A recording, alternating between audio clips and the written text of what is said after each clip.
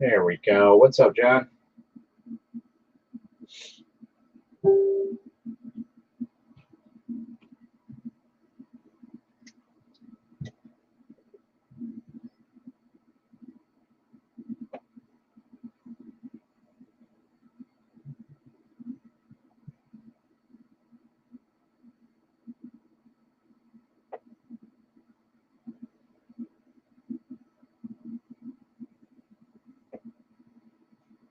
What's up, buddy?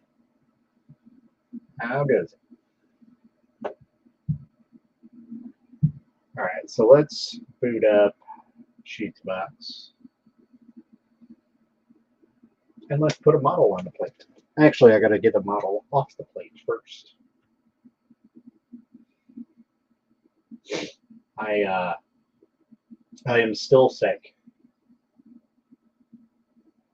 Yes, I do. Open. Where is that?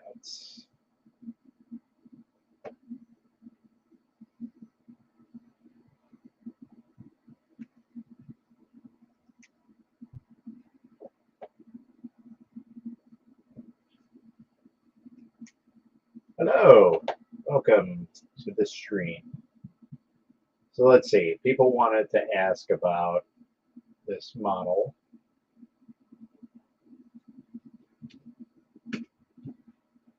And how the texturing is on it.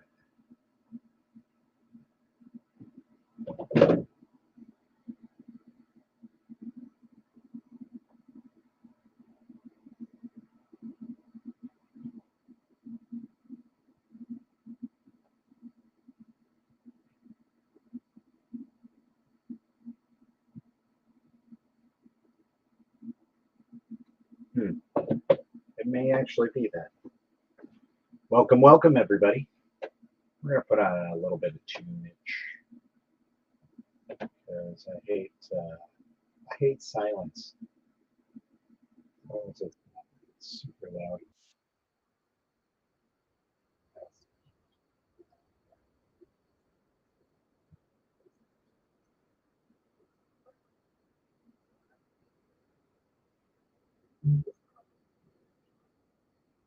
Really wish that they would let me post.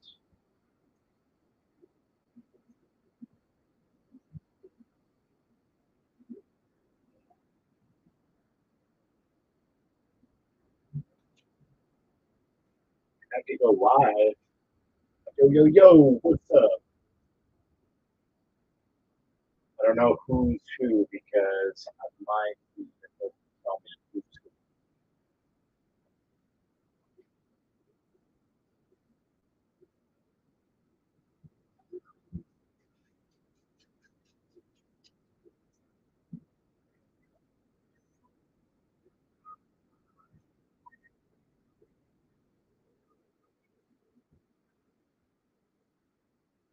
What you doing, puppers?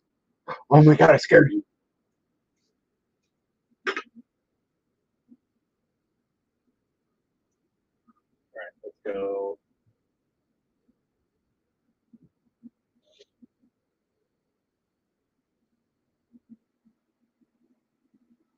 What's up, Raymond? What's up, David? How's it going? Hello, hello. See the 3D printing doggos? Yep. My scaredy cats.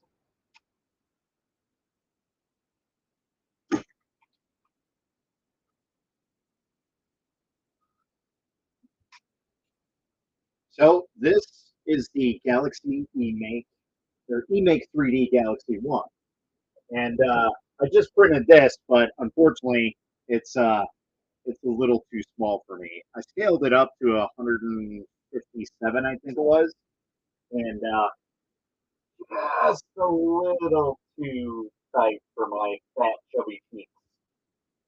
So we're probably going to end up reprinting this at like 170. I think that would be more than Apple. And that would be good because I've never scaled my face to print anything, like body part wise. I've never scaled anything. So this would be the first one that I would scale to fit me. So no matter how how many trial and error type things I would do. I'm basically going to try and get this because this is my favorite Mortal Kombat character, and I'm not a big fan of this mask, um, but I like it because it's iconic. So unfortunately, the teeth didn't come out on the top there. That's because I didn't bother supporting it, so I printed it like this, and I thought, oh, maybe by magic it would do that, and I didn't even think about supporting it. So.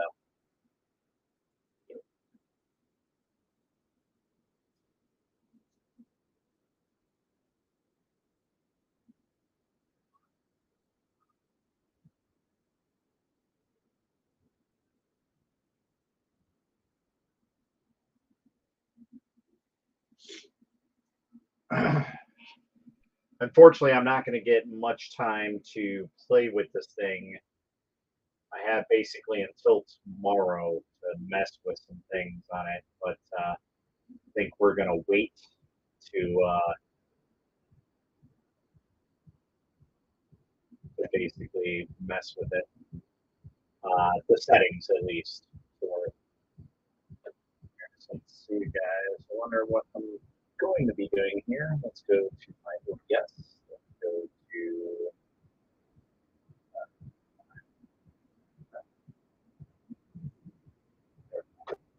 So basically, I am scaling this up a little bit, and we're going to start adding some supports to it. I think I'll probably actually angle this a little bit more. This is a little too straight for me, so probably just give it a little bit of an angle. I think that'll be good.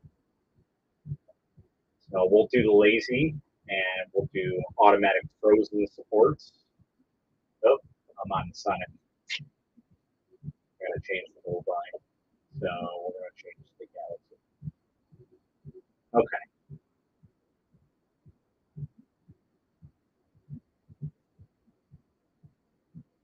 that's pretty good. And then we'll have to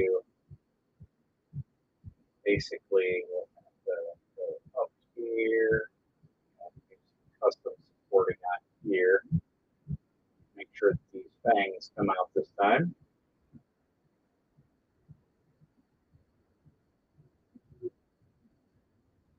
And we'll go a little bit over to one of these fangs just to be on the safe side.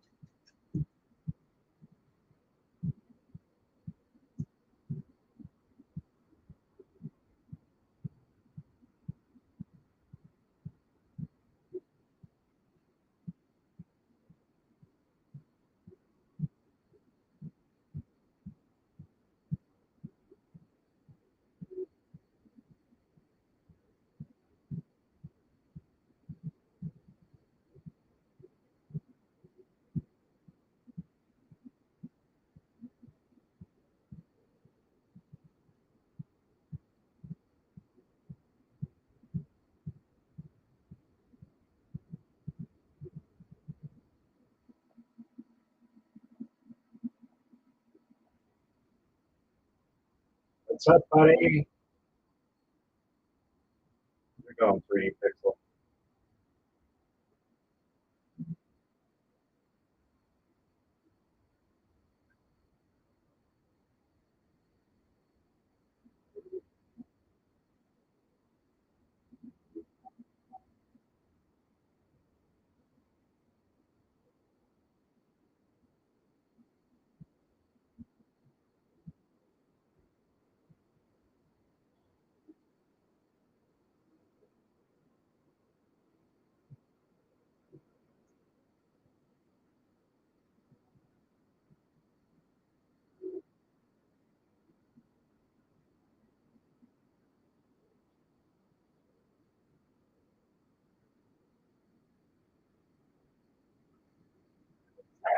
I think that's overkill enough, eh?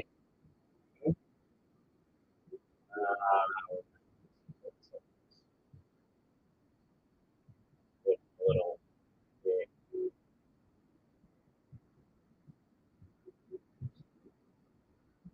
I always worry at these sides. They tend to fail all the time.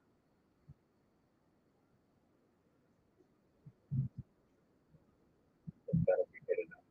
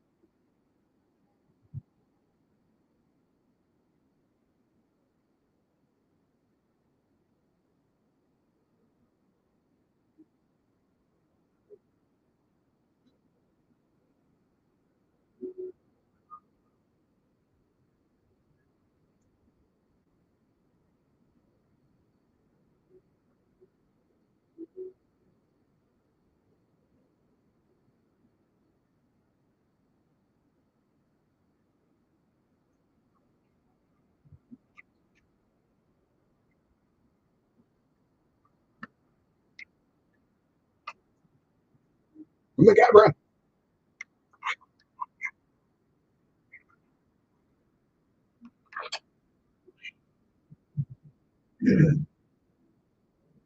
Right.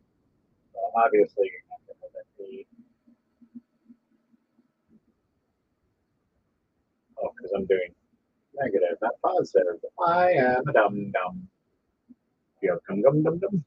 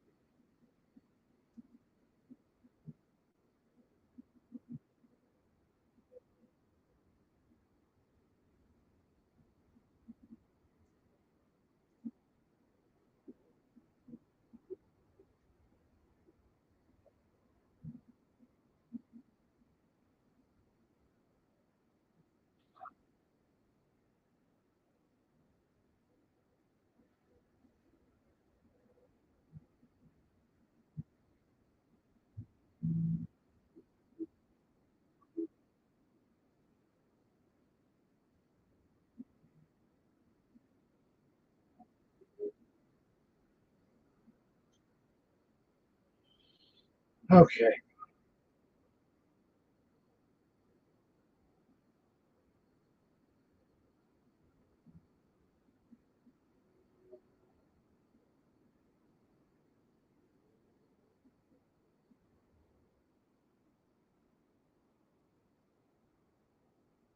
So this thing does take a little while to convert.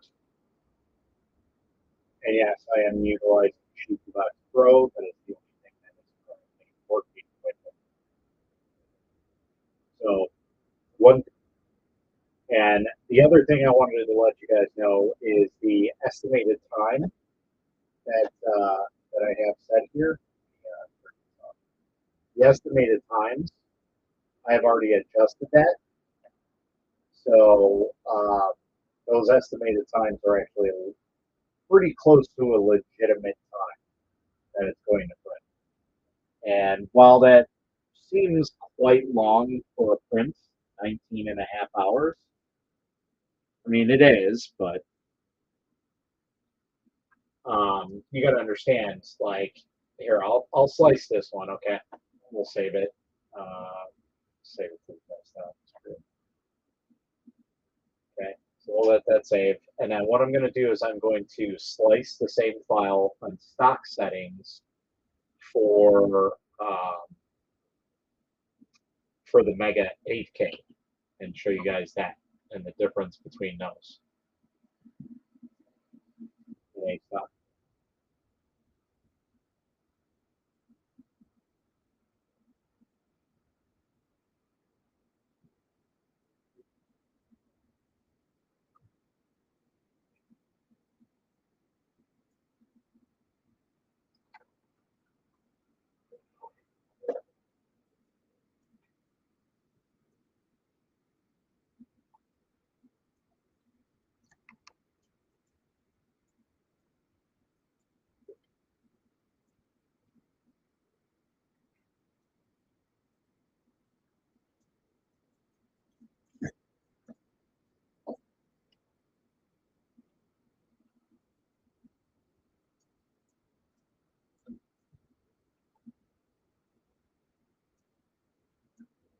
What do you mean like a basic test?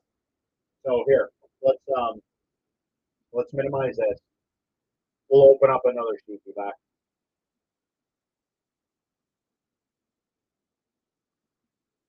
So I have like I have my test print that I can use, which should be fairly quick. So I have my Frozen XP finder. That's what I utilize for all of my printers. I have so many files. Yes, I'm aware. So I actually have two files that I would probably try and print. The one, I don't really know how to properly read it, but it is supposed to be the best calibration for resin printer, period. And it's a shared file in China.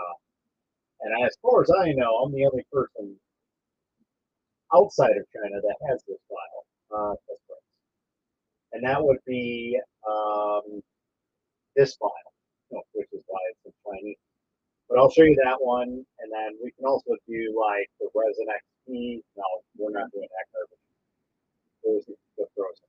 There we go. We could do the Frozen, or we can even go crazy and do like the Piapoli. A lot of people like that one. So there's the Piapoli.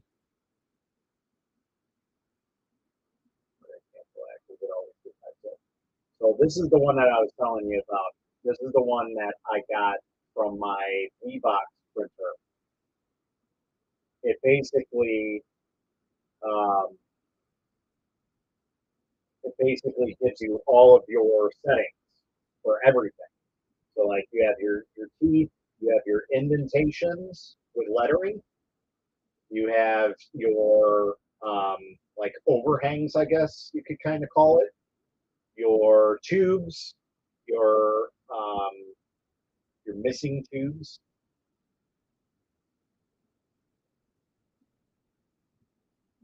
Like this is a dimensional accuracy print, and I forgot how to read these. One of these specifically, like to take readings from it, and I forget what you were supposed to do. But either way, I can do all three of these essentially and see how it is. This is my go-to right here, is the Frozen XP. So, you meant a detailed bus. Okay.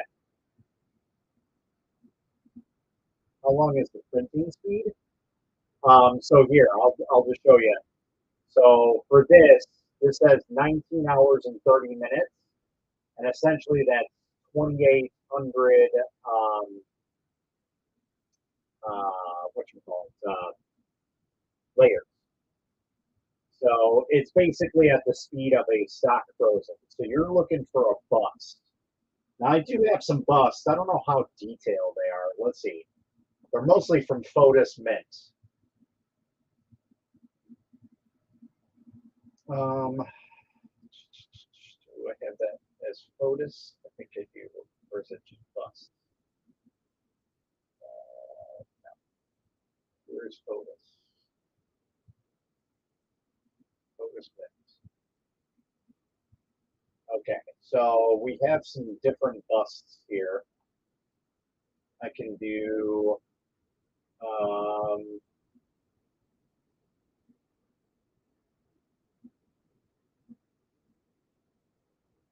let this load for a second.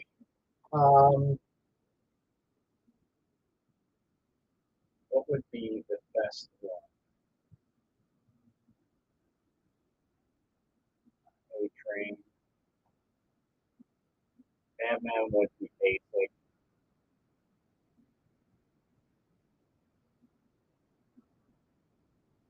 Darkness.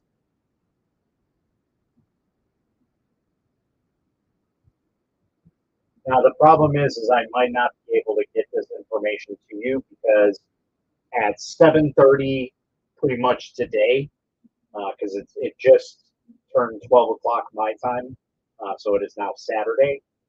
Saturday at 7 o'clock, I am leaving for the week to go to California.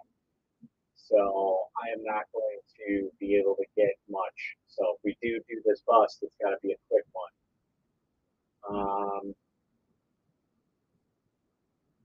Maybe a samurai bust. Maybe that would be good.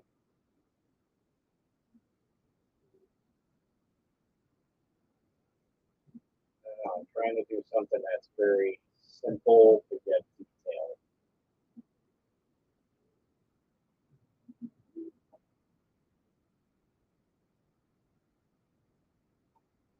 So,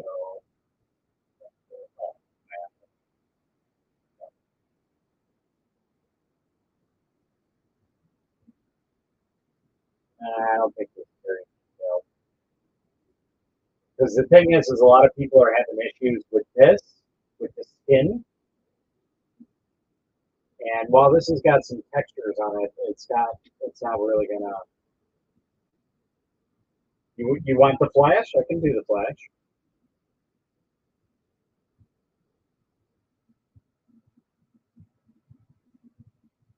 Sure. Let's do the flash.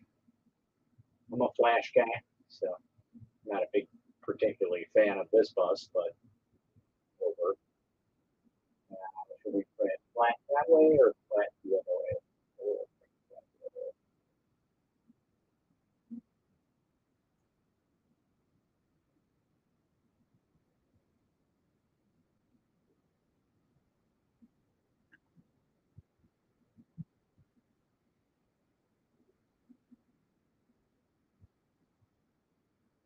Ooh, that's not very flat.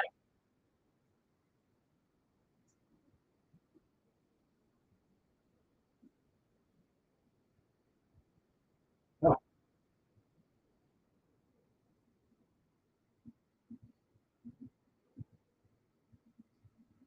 Well, yeah, I was going to print on the bottom, but as you can see, this part is not flat.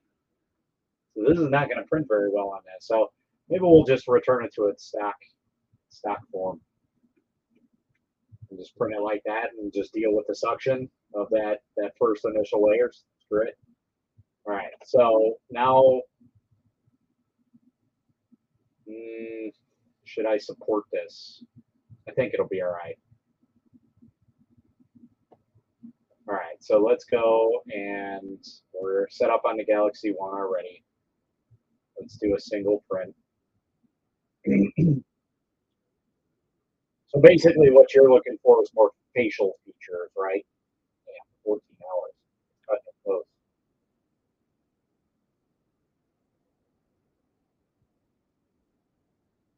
I'll set it up here.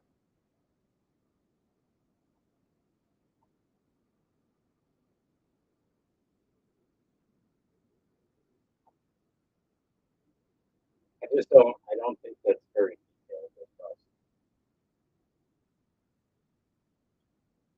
detailed. Now, what I do have, and we might be able, I got to find out where I have this file, but I do have this file as well, which is like a simple Dracula one that I did some anti-aliasing tests on. As you can see, I put AA on it, but I printed this just like this. And this is a very simple one. This was done on the Frozen Sonic Mini 8K, so we could do a comparison to at least the Mini. I know that's stretching it because that's the highest resolution printer out there, but we can maybe do this bus instead. So I can at least compare it to like some 8K resin or something else like that.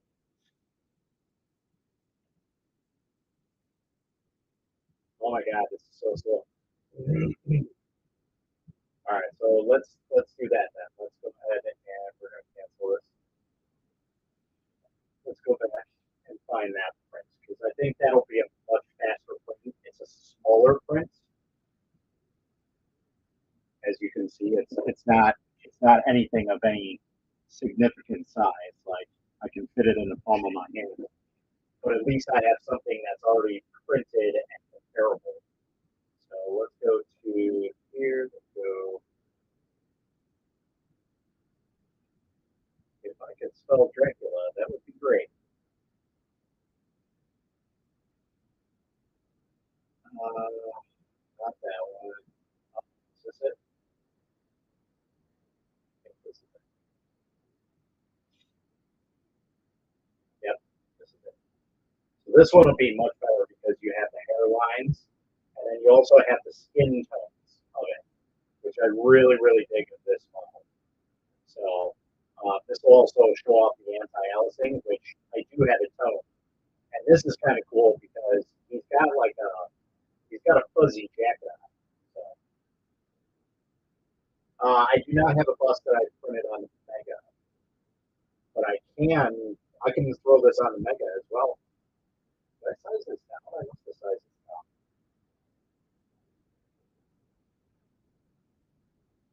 This is huge.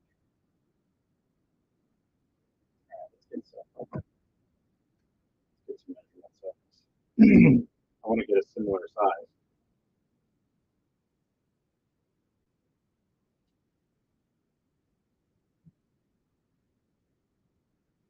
We basically printed this at 75 millimeters.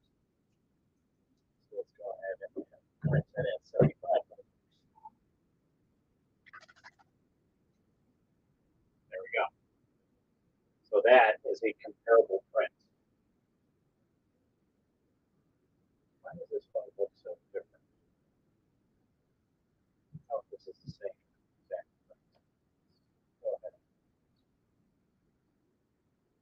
Here's the files.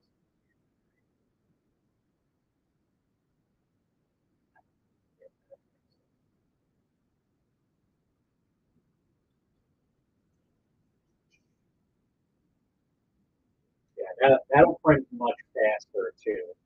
Like that. I guess that is one that okay. Well, obviously the fuzziness did not come out on the jacket on the Mini 8K, which I did not even realize was there.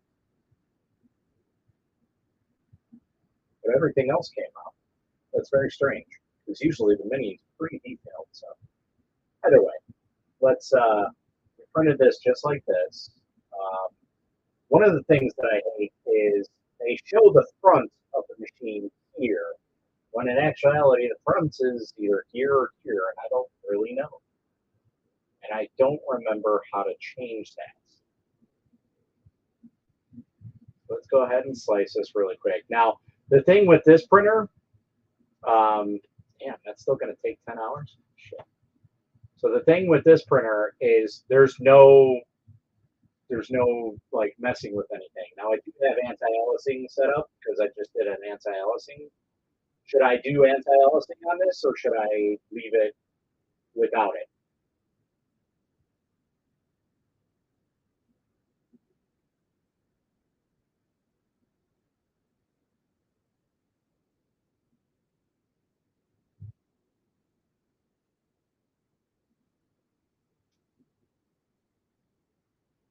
So just to give you an idea, okay, that's at 10 hours, right? So here's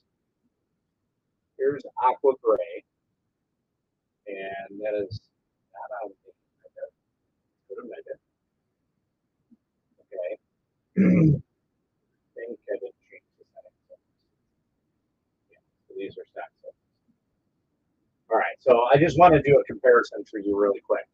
So this is stock mega settings. It says 7 hours and 40 minutes. Oh, you can't really see that. But, let me turn off my camera. Okay, so this says 7 hours and 40 minutes. Now this time it is not adjusted in the system here um, to show the actual compensation.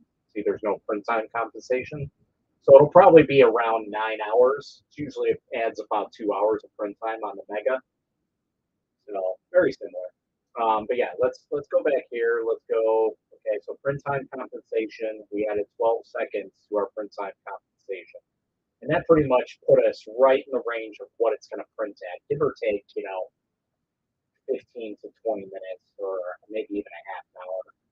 Good enough for me right now because the thing with this printer is it constantly changes the time frame. So while you may start with 6 hours of printing, it'll go up and then it'll go down and then it'll go up. So it's a varying print time, which I absolutely hate. But it's because of the way that the motors are set up. Okay, so that print is successful. So yeah.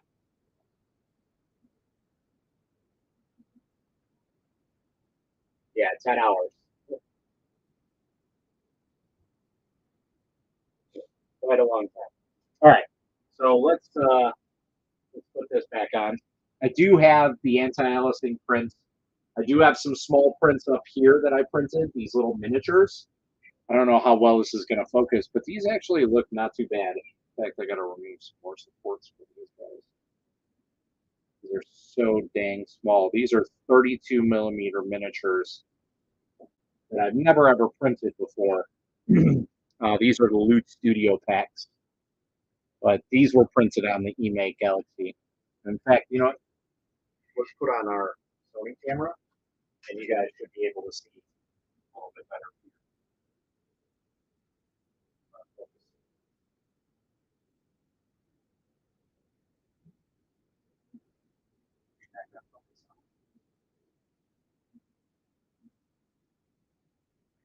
How to do this, that focus goes.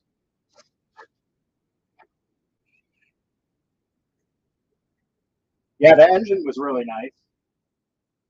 It is a big, big engine. So this is my head for comparison. So it is pretty big.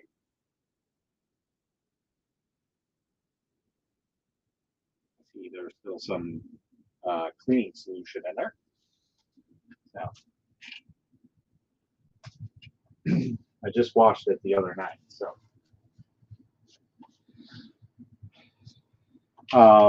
what else did we print? So yeah, we printed off this mask, which was really cool. This is by Nico Industries. This is a reptile mask. I didn't support the fangs like I did down here, so it didn't really print all that well. So we did that. Um, yeah, we did the engine. I did some miniatures, like I said. So I'll try and post up some pictures of these little guys. But they look pretty detailed, right? Kind of far away from my computer now, but they don't look too bad for not calibrating anything. I think that looks pretty damn good.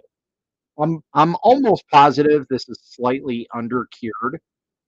But again, I gotta learn how to correct the exposure times on this printer because it is just so much different. Hiya, hiya. And we got like these came out and these supports, the supports removed like butter. I would love all of my supports to remove like the ones that came off of this.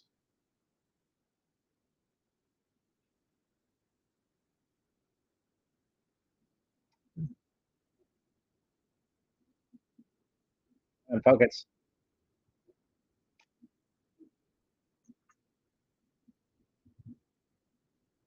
There we go.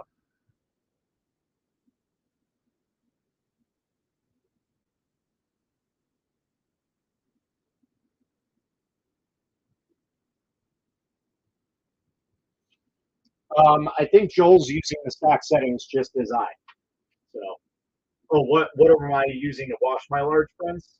So, depending on how large it is, I usually use my wash and cure station, which you can't see because I'm blocking it with my camera.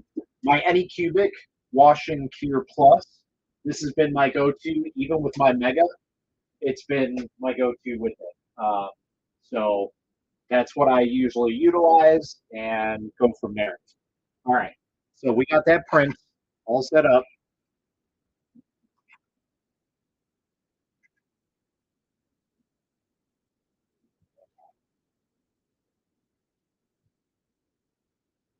Let's go ahead and put this print on there.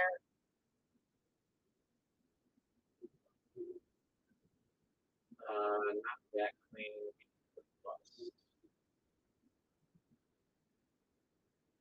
Okay. He had some huge cabinet where he washed his model in the video. Really? I don't remember seeing that. He might have some setup that he custom made.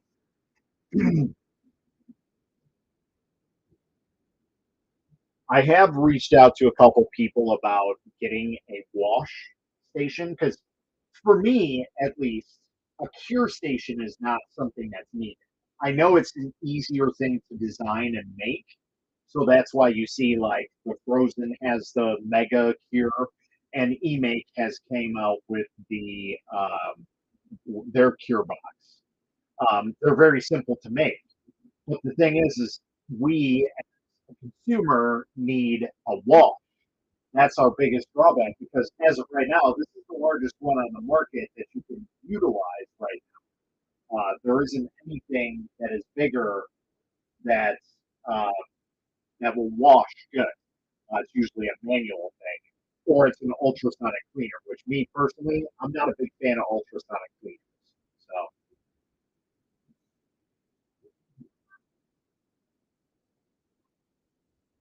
all right. So that file is loaded on there now. We do have to remove the print that's on there because that's the anti-aliasing print. So let's go ahead and do that.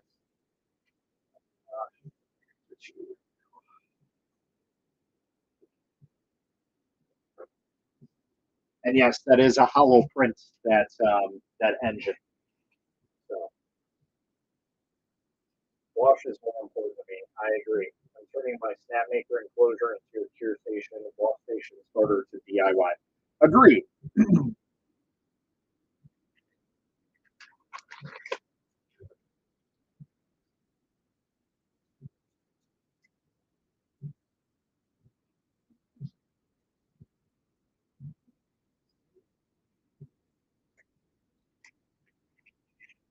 All right, let's get the Logitech on here.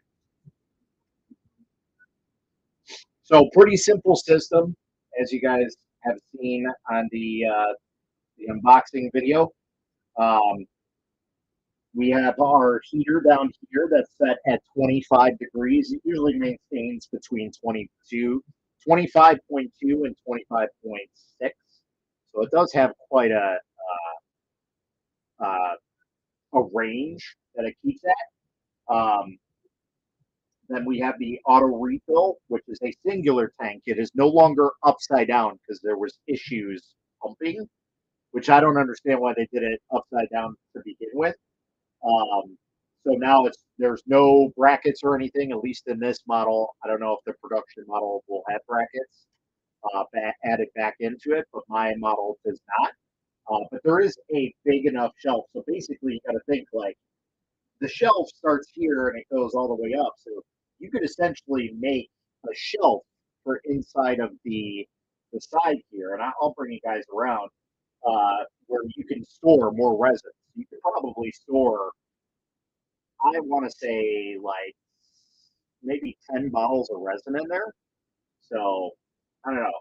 And then we're gonna look at possibly doing a Y splitter, and that way I can do two feeds at once, and that way we can do mixing of resin properly. So it could actually mix the two resins while it goes into the vat as a single one. So sorry, I was Comcasted. That's normal. What part of California are you going to? I'm going to Novato, California. No, so I'm gonna wait until I get back from vacation, and I think I've decided that one of two things is going to happen. We're going to change the feed out on this because while the feet are good, I think they're a little too big. Like they're literally that long. Like that's almost as long as my finger. I'm not even joking. So they're pretty big. I don't think that is needed on that. So maybe we'll find some smaller feet because the issue right now is I have to adjust my entire shelving unit to fit this piece in there. And I really, really do not want to do that. It is a royal pain to do all that stuff. And if I do, um, we might have to like reconfigure a lot of stuff. So yeah, let's go to frame control. Let's go to machine. We're going to lower this down. Also, since you guys are watching, and it's very few of you, I'm just letting you know that, I've already reached out to some people for a certain type of thing that a lot of people like to have with these printers. I'll just leave it at that. And it has to do with the build plate, and we'll just leave it at that. So I already have a prototype coming.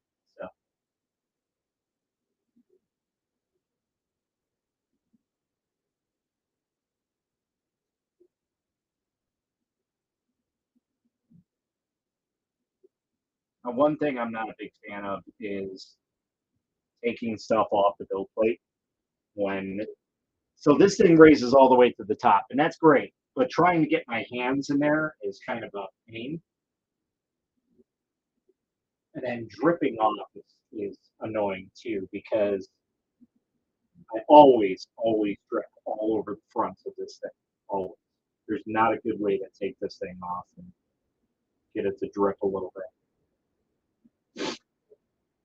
But unlike most build plates, this does not hold a lot of resin on top of it, so that's kind of nice. I mean, it does, but it's nowhere near what the other resin printers have or deal with.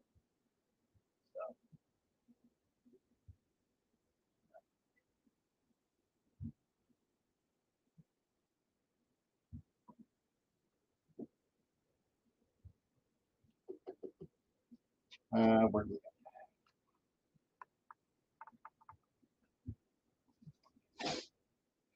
the scraper that comes with this thing, this is hands down the best scraper that you will ever possibly have. I mean, it is awesome.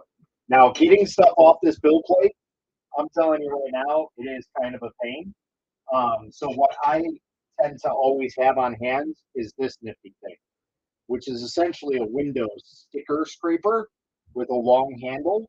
And basically all that is just a razor blade.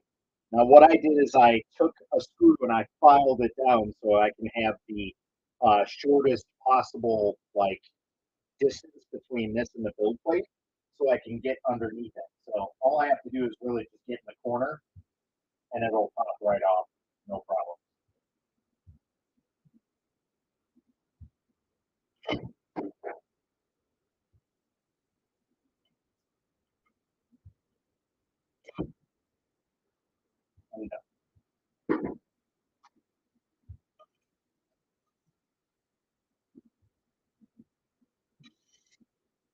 make sure to clean off any excess that you think might be bad on your build plate.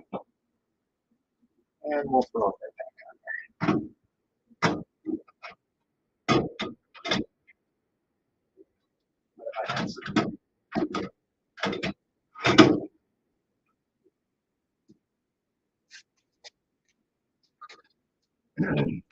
All right. So we're going to go ahead and hit return. We're going to go to print control. We're going to go to the next page because we've already printed some models on here. And we're going to do the bust. Confirm. So it's going to lower down. It doesn't tell you any information right now. All right.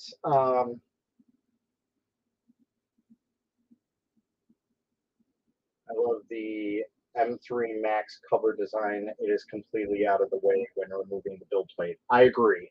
I was very worried when I saw them.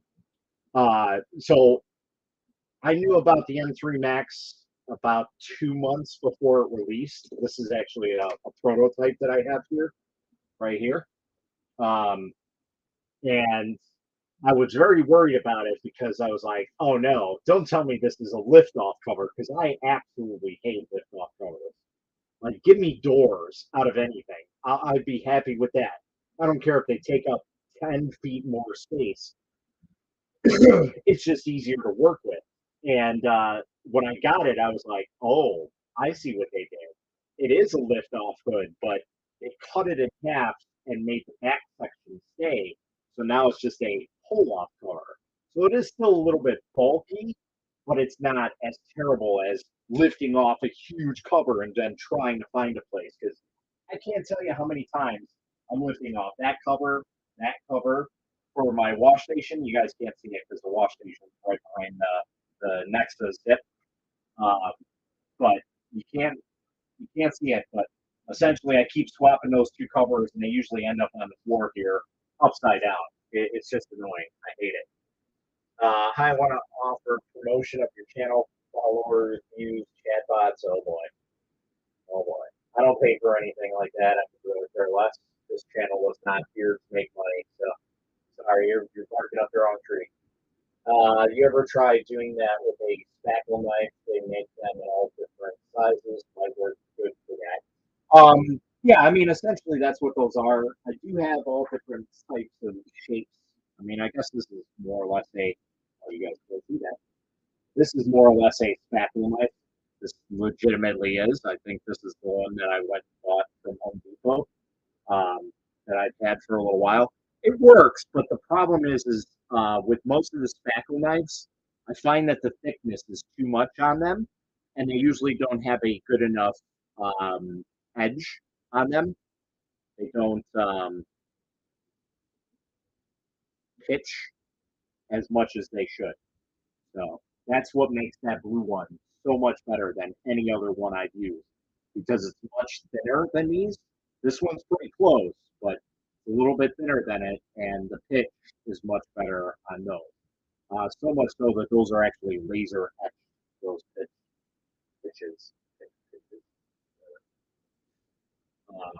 All right, so we have our bus going, so we do have a comparison on there.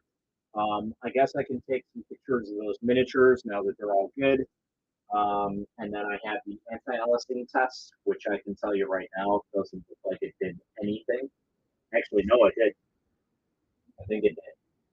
I'll have to look at it a little bit more. Oh, it totally did.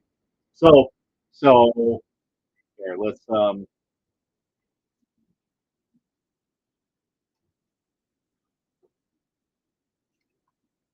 here we'll do no aliasing.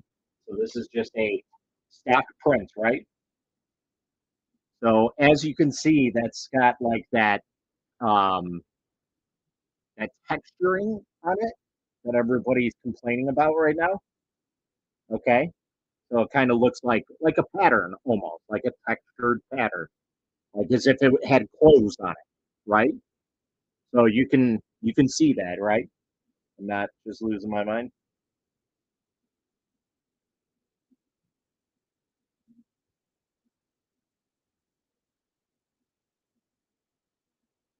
All right.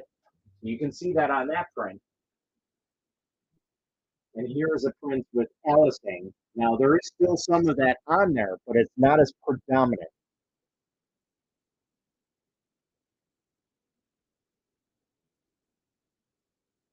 Unless I'm just seeing things. Oh, no, it is. Never mind. I thought it wasn't.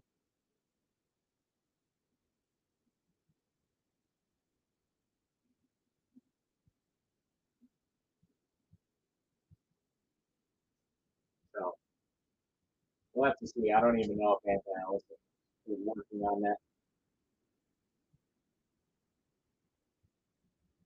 And again, there are some different settings in that anti-Alising that are not known to me. So what do I think is causing that? I really have no idea.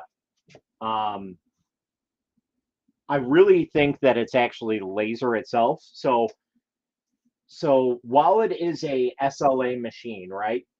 The thing is it's not a laser. It's not like it goes pew pew pew pew pew pew and it draws it, right? It's actually more like a scanner, like a document scanner. That's what it's more or less like. So it's got a mechanism that literally goes back and forth. Watch out. All right. So it's got a scanner that goes back and forth, and that's really the only thing that you constantly hear all the time. And then it goes back and forth like that. So, but the thing is it beams the lasers up in the certain areas that your print is. So in a way, it's still on the MSLA scale, but I think the reason why it's coming out that fuzzy skinning is um, because of that laser. Now, I haven't tried other resin on this. We're still using the 4 liters that they sent me. So we're pretty much almost dry at this point. This is pretty much, I think the bat is done for.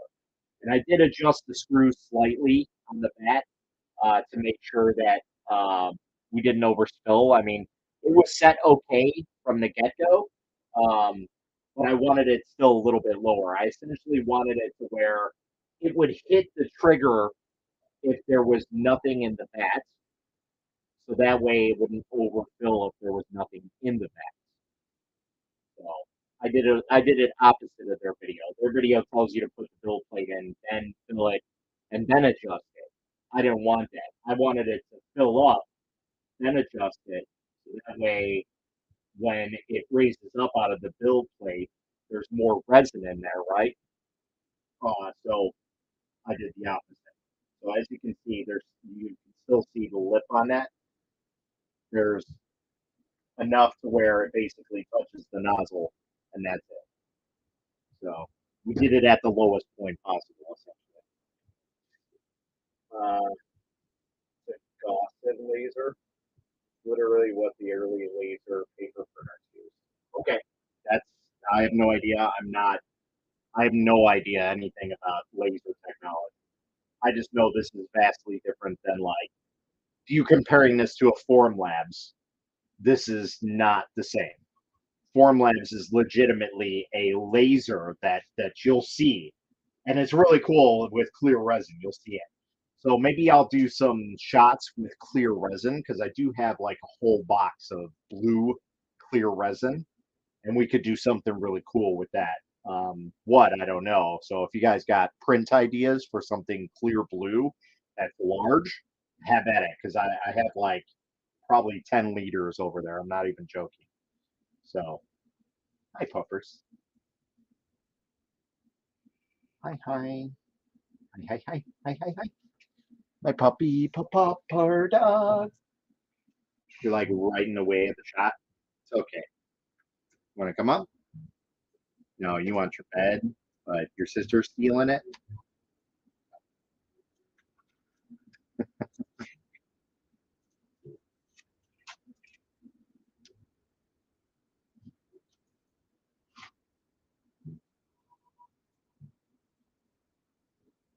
Okay. What else can we do? Well, I got you guys on here.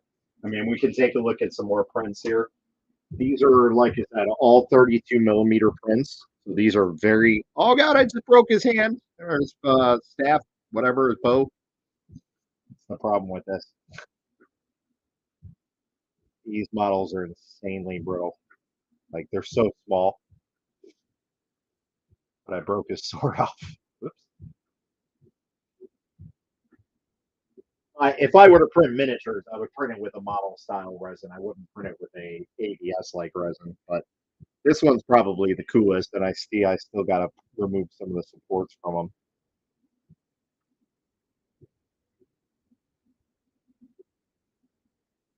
That one's pretty detailed. I like that one a lot.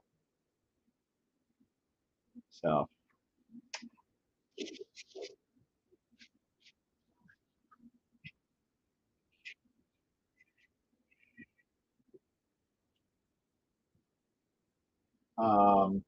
So yeah, that's pretty much it for right now, guys. Got a bunch of other stuff that I'm testing out. So one of the biggest downfalls I'd say of this style machine is unlike MSLA, if you guys have a failure on the build plate, with an MSLA, you just do a back clean and it just displays an entire image. Well, you can't do that with an SLA machine.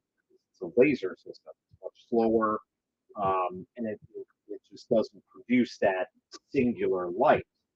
Um, so if you have a failure on this thing, cleaning it sucks.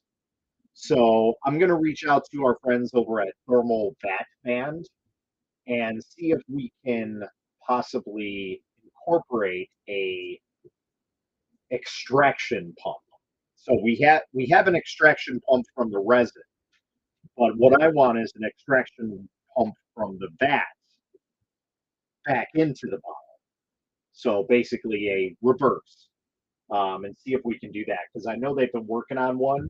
Um, they were supposed to send me a prototype one before they released it, but yeah, we'll have to see about that. But here, I wanted to show you guys the side of this machine. Show you where all the resins. We'll take you on a. We're going on a trip, and you're seeing all my resin printers. There's all my resin printers, by the way. You guys want to see them all? Well, most of them. So we have the Nova Whale 2, which currently is just stuck on boot loop. We have a failure on the Uniformation GK1 because I decided to mix some super flexible resin. We have a test print that just finished on the Sonic Mighty. I think that's a test print that we just finished on the Elegoo Saturn II. I'm not a big fan of this machine because it is very, very top heavy. Like, I worry about that thing tipping over. My tried and true Uniformation GK2, the Hellet Sky, which bricked itself because of their awesome update. The High Tree Rocket, which is right there. We have the Wash and Cure from Frozen. We have the Anycubic Viper, the Frozen Sonic Mega, the M3 Max, which has its new flex plates on it, Frozen Sonic Mini, our Wash and Cure, the Nexa 3D Zip, it's only like $6,000, that machine.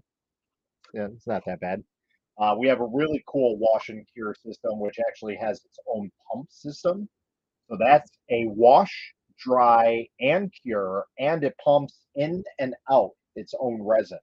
So essentially, you take these hoses and you put it in a bottle like that. One bottle is clean, one bottle is dirty. Then we have the U0W2, which would have been probably the best wash and cure system out there if it wasn't for the horrible propeller that it's got inside of it. So, and then we have boxes upon boxes of printers that are waiting for review. The L400 is right there. We have the Solvol SBO4, which is right over there. Between those machines, so some more printers, and then we have another Uniformation GK2. We're going to be doing a giveaway for that. The Wash and Cure for the Nexa 3D. But anyway, let's go ahead. This is kind of cool. Let's pop open.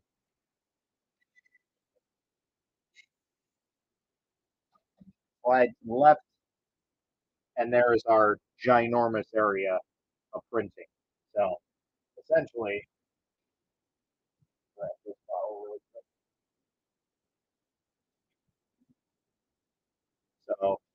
easily fit 2 bottles in there, no problem. And then you can probably fit 1, 2, 3, 4 bottles in there. So at least 6 bottles of resin that I can see. Maybe, yeah, 6 bottles. So, and then that's the pumping system. All it is just essentially a sub pump. That's it. And it has a hose that goes in. That's basically where I want to do a Y splitter. So I want to have a Y splitter and have like maybe some flexible material or something like that, an additive. So that way we can do mixing of resin. It would be really cool.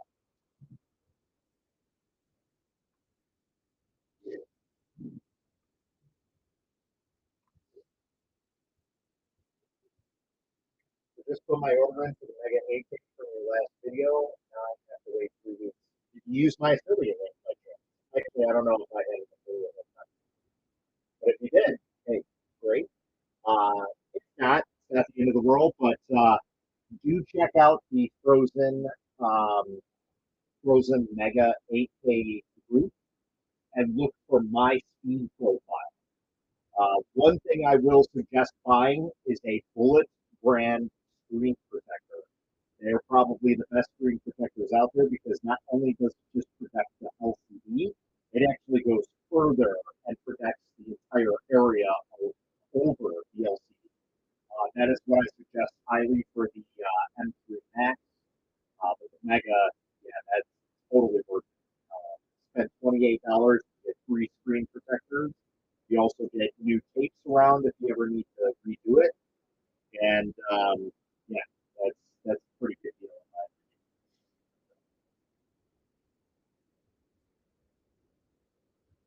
Wow, there's actually 8 people watching. That's quite a lot, actually.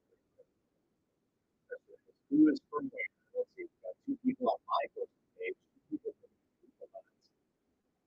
the YouTube channel, one from the news, and one from Twitch, which is probably one of the same.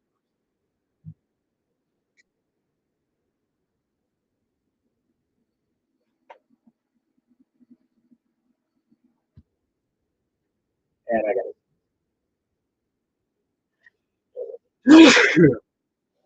And if you guys could tell, I'm still fighting for food. So.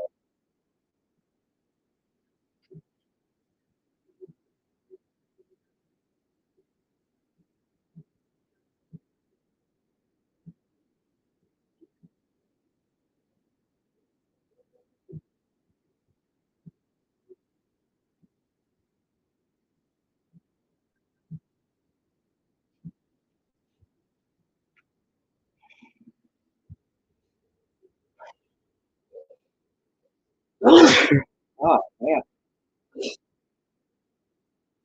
going on a season.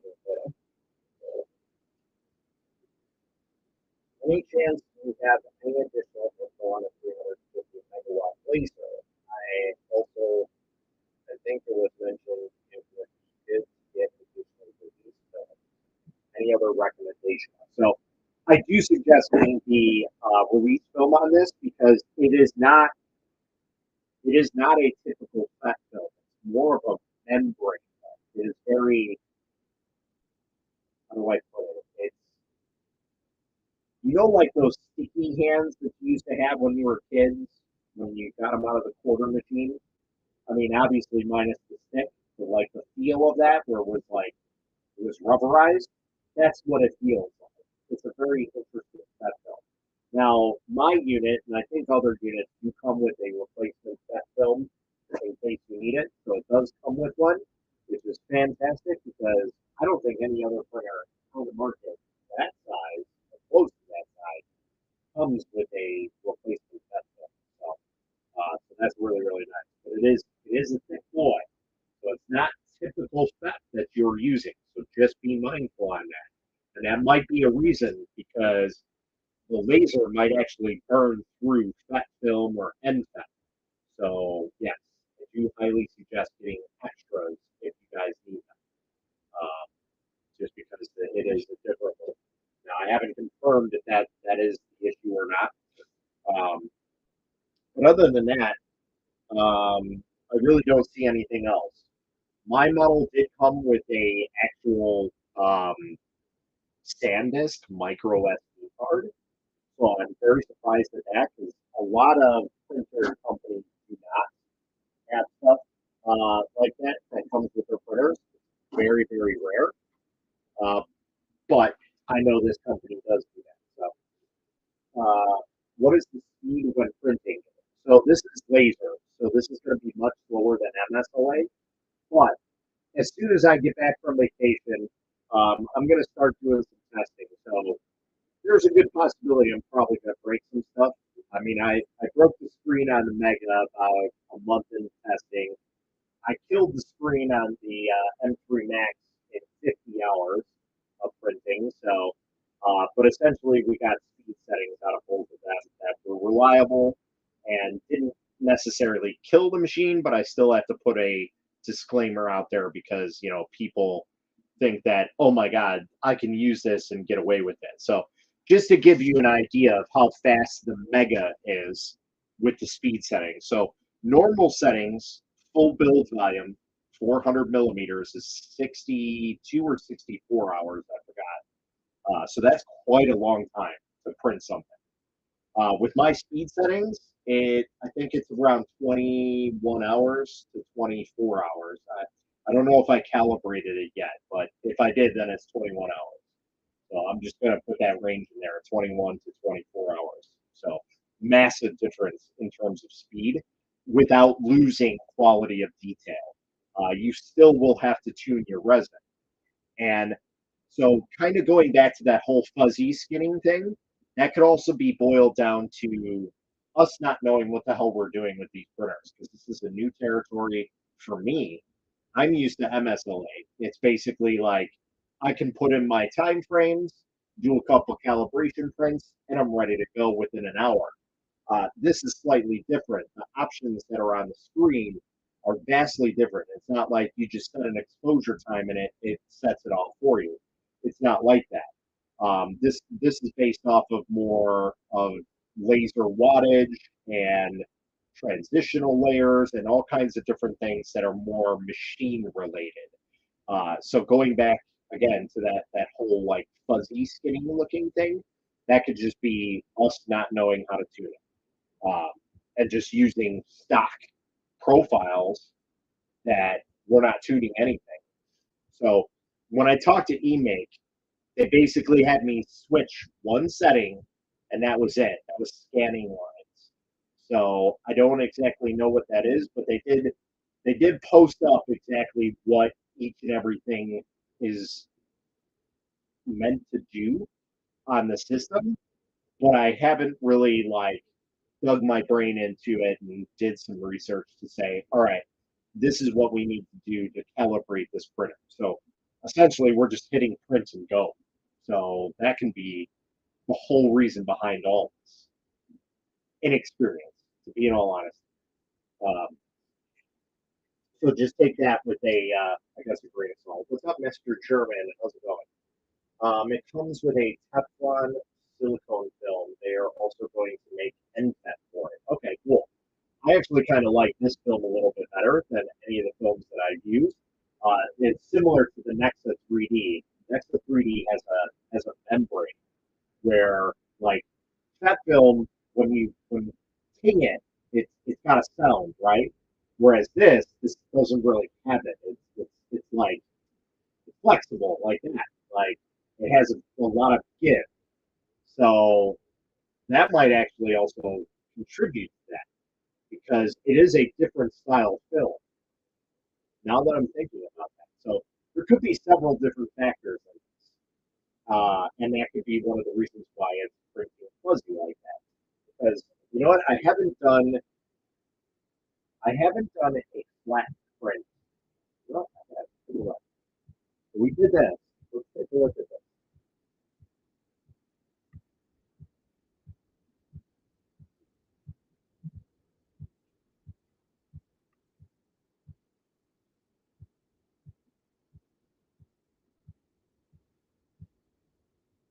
Mm, Kind of hard to see. You know, watch that. But anyway. I think the speed is very fast on the SLA equipment. See, in my experience, SLA is much slower than MSLA. The reason being is SLA draws the image. So it's kind of like FDM printing, whereas MSLA is a solid image at a time. So it produces layer by layer by layer by layer by layer. Whereas SLA, it produces layer.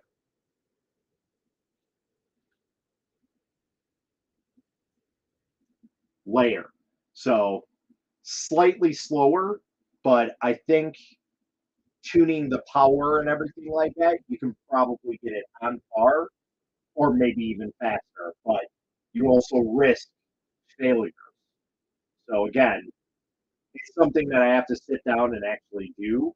And I just haven't had a lot of free time with work and everything to sit down and tune it like I could an MSLA printer because again, this is new territory. So I actually have to read up on things and figure out what all these little buttons do essentially. So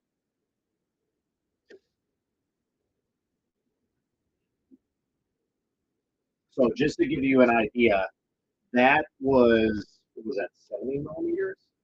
No, 75 millimeters, right? So that's 1501 layers, and that is 75 millimeters. 75 millimeters for 10 hours, essentially. So much, much slower. But again, I'm just kind of using stock settings. I haven't really played with anything. So yeah, that's pretty much where we're at.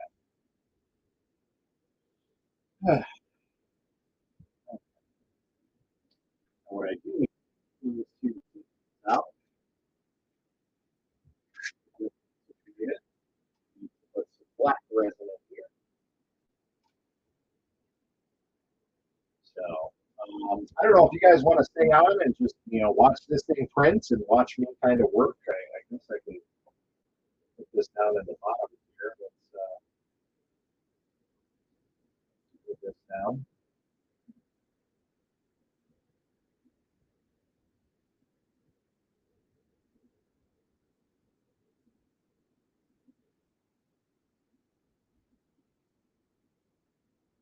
There we go. That might be a little bit better. But essentially, I got to do some quick changing of resin and working and whatnot. So you guys are more than welcome to stay.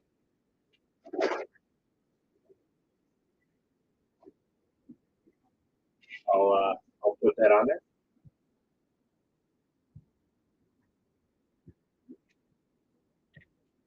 By the way, out of anything, if you guys would spend money with resin printing, I highly, highly suggest these gloves. These are Venom. I actually have the Venom steel gloves, which I'm going to try out in a little once this box is done, basically. But yes, they are kind of sponsored, but not sponsored. I mean, they're sponsored in a way they sent me a free box of gloves. That's essentially what it is. So I mean, and they sent me the best ones. So, but if you guys are going to spend money on something, spend them on gloves because I will tell you these things are a game changer. I can't tell you how many times I've dealt with very sharp supports, especially wraps that basically slice across my glove and rip it to shreds. I've had one incident with these gloves, and that was because I took a pair of tweezers to try and grab a support, and it slipped and it ripped the glove right open. So that was the only way that I can actually destroy one of these gloves so far. It literally just happened last night. But otherwise, it has been pretty damn good. This is my second or third box of these gloves. Far superior than the blue gloves or white gloves or clear gloves. Whatever. There we go. got a nice little print that lifted off because I was playing around with things. Let me just rip this off. Nope.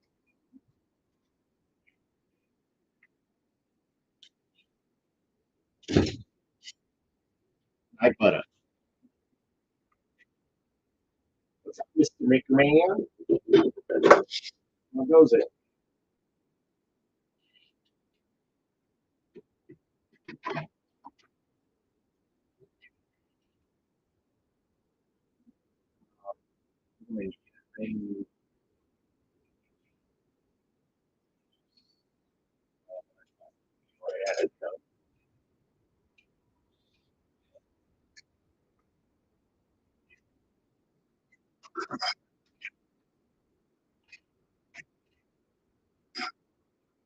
If you had a chance to get a normal wash station or an ultrasonic, what would be better to pick? For me personally, a wash station. I use the Anycubic Washing Cube Plus. It is hands down the best investment I have made. I've had several ultrasonic cleaners, and I am just not a big fan. More or less because I use kind of more abrasive uh, cleaners, so I cannot use denatured alcohol. This is what I specifically use.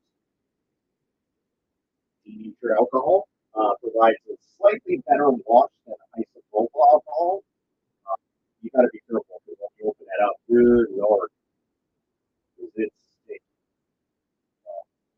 goes well. What's your overall opinion about this machine? So overall, right now, I have no complaints really with it.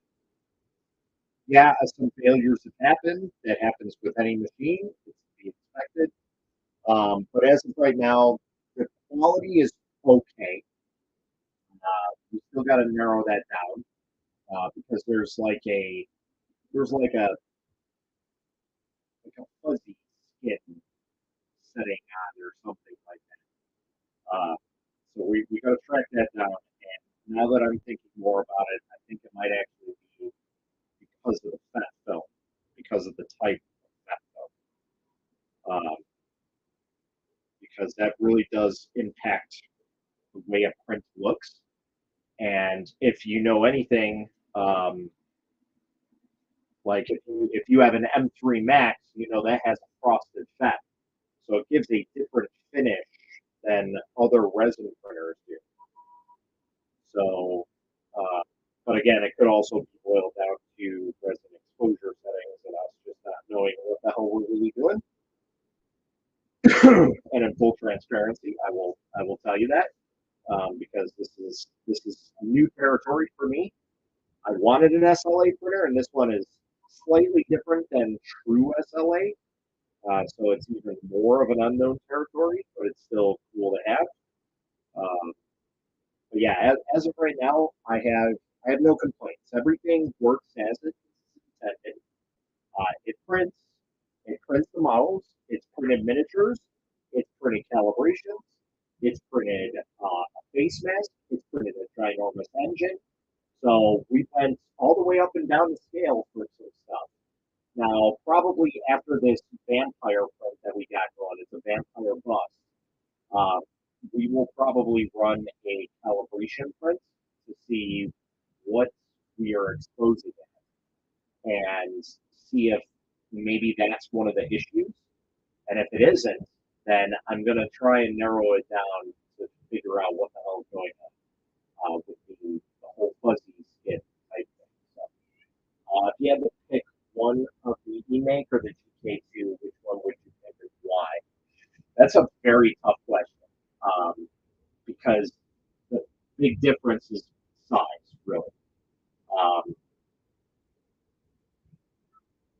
if if you have the money, I would highly suggest going with the emake just because of the sheer size of it. You will not be able to get another picture for the price that it's currently at Kickstarter for something of that size right now. Because the closest thing to that is the Mega 8K, and what I think the Kickstarter for the emake is $1,500. I think that's still what it's at. Uh, and the price for a mega is about $3,000 shipped to your door anywhere in the world for anybody. That's U.S. dollars. So, but in terms of a printer that has all-in-one and it just does what it wants to. Like if you want a Prusa of resin printing, the GK2 is free. It's literally a click and print printer. It is hands down my best printer that I have. So it's a very hard decision. It really is going to boil down to what your needs are. If you don't need large build volume right away, GK2 is hands down, 100%. But if you want something that can possibly do full size helmets or large cosplay stuff, and you can make a lot of money off of that machine doing that type of stuff because that is a huge profit margin, and a lot of people look for that stuff and they want the highest quality. So you can easily make your money back on this printer, no problem. Um, Whereas the GK2, you have the build volume size that kind of limited to. I mean, essentially, this printer alone is about what 3 of the GK2 in one. So, weigh your options. Let's see what is best for you. Now some tricky stuff. We got to release the lock.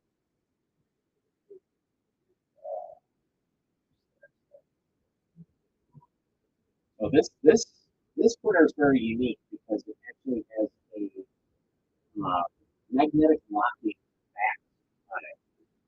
On that, that's the craziest thing ever.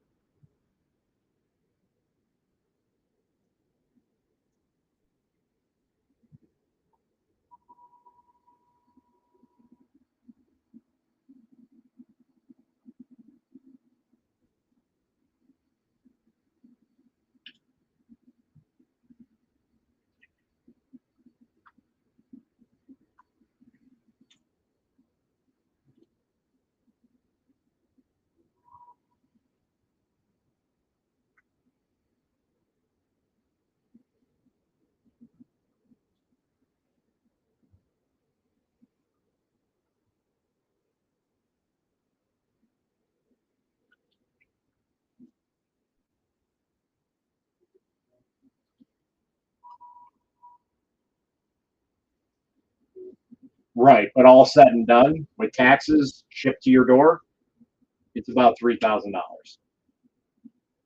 So it's kind of funny. So we were talking about resin printers that can basically do everything that you need them to. And obviously, the largest resin printer out there is the Peopoly Phenom XXL, XXL V2, actually, it's called now. Um, and that thing is about, I think it was like 10,500 shipped to you. And I had a good laugh because I'm like, I can buy 3 Sonic Megas for that price with 26 bottles of resin, and I come out to the same price. So, again, kind of weigh your options on what you need. But I will tell you that the Peopoly Phenom it is hysterical to look at. It's literally like the size of me kneeling down in a crouched position. It is hysterically large. It is so big, like my buddy puts it on the ground and it trumps the emake. The emake looks like a little machine. That's how ridiculous that printer is.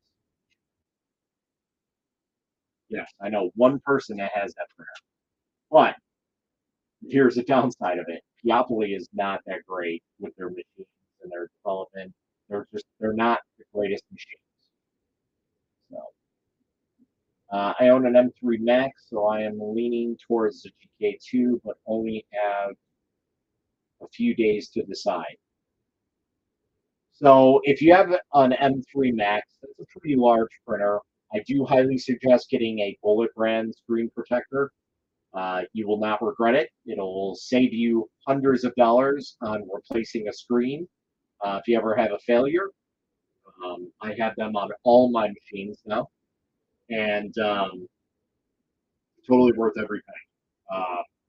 But anyway, the the GK2 is probably my most reliable machine. Like I said, it literally is okay. If I need something done and I need it done without having any questions of it possibly failing or anything, it's going to print it. I've technically had 2 failures out of maybe 115 prints on that printer.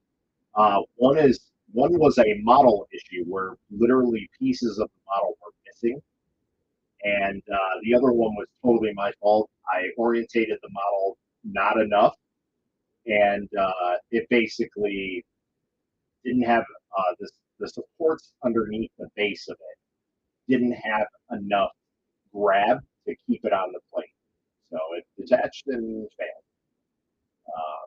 So yeah, so if you're looking for something smaller and far more reliable, the best resin printer, GK2 hands down. But for the eMake Galaxy One, it's really going to be up to you because it's going to be a much slower machine than even your M3 Max, and it is slightly different. Now you can utilize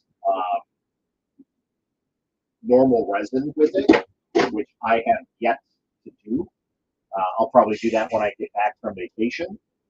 But I basically wanted to run out the resin that's in here and get rid of that. But essentially, the resin that's in here is the similar stuff that you would find from Elegoo or any Cubic or EPAX. They're all rebranded from Jam. So, so yeah, that's who makes most of the resin on the market.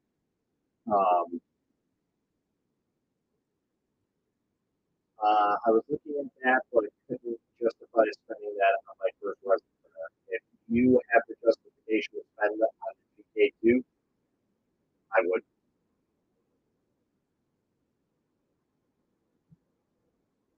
I would with within a heartbeat.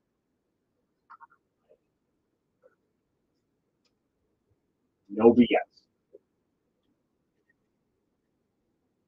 If anybody knows anything about me, they know that my tried and true love for resin printing was my Weebox Light 130.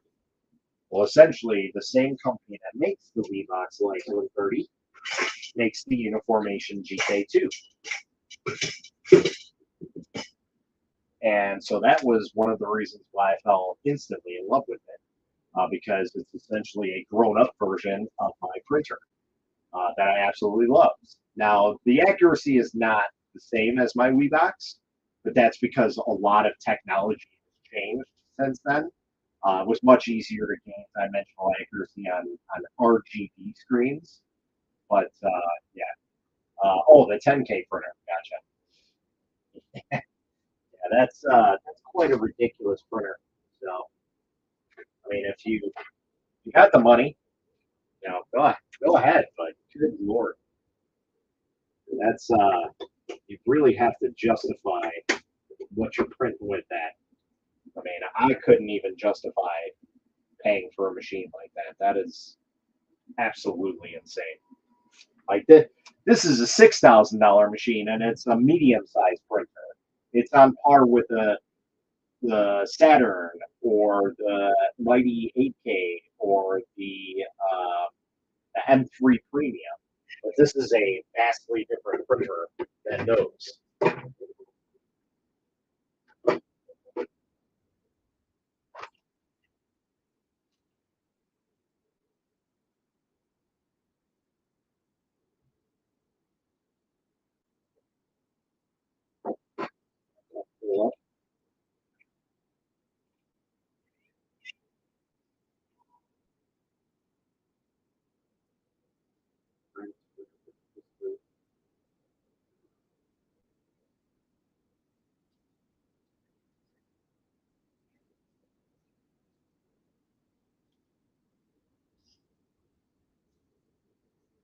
Now, the cool thing about this printer, out of the other printers, this has the ability to do stacking, which is the coolest thing ever for resin printing because if you guys do or do not know, the higher you stack something and the shorter you have it, the better the resolution it makes.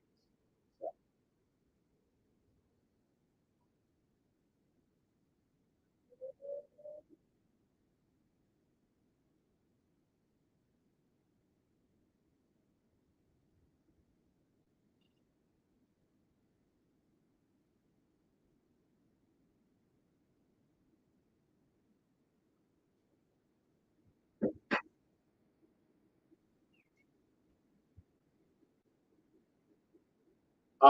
just look up Bullet Brands. I think it's bulletbrand.com. Bullet-brand.com. And look for literally any resin printer that you have. But yeah, it's definitely worth it to do that.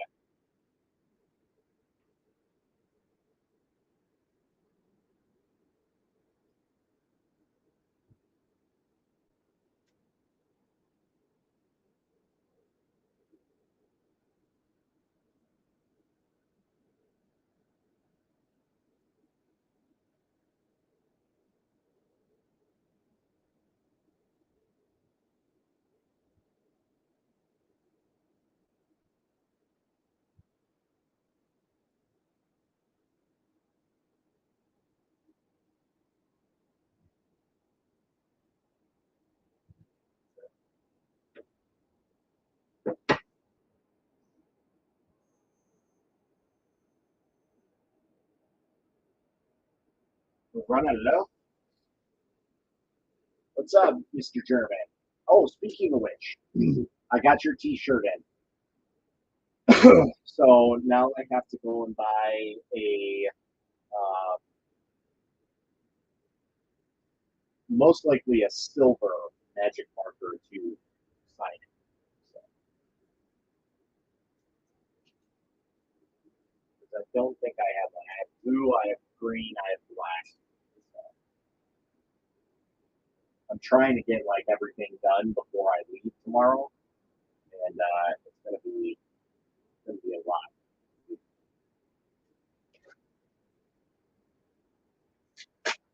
The one thing we're gonna do, we're gonna unbox the new GK2 because they updated it with the heating system and everything. And we're going to swap it for my old GK2, and that's going to go off to my buddy. Yeah, I can show the minis. Yeah. Here's one I don't think I showed off.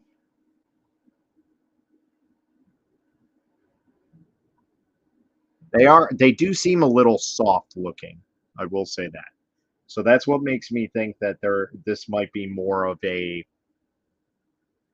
underexposure calibration issue than anything. I'll post this up in the group too, just so people can see.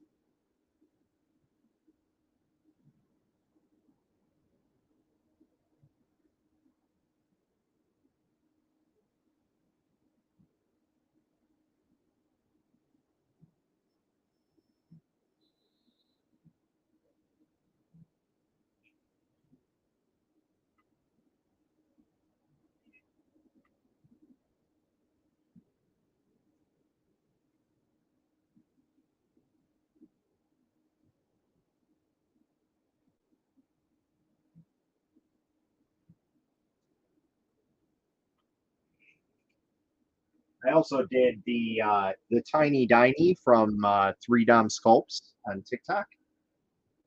I did that.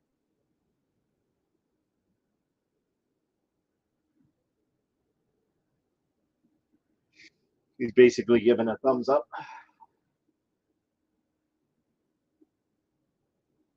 Which one? There's one that I like specifically. This one. This is probably my favorite out of the miniatures that I printed. So these are all from Loot Studios pirate package, as I'm a big pirate fan.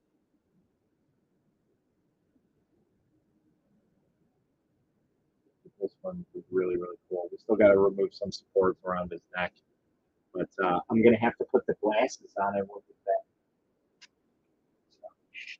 that. How often do you need to replace the screen protectors? When you get a spill on it, that's when I usually replace it. I mean, you can try and clean it off, but I buy 3 of them for 28 bucks. So toss it, clean it off if you want, but toss it. There's no need.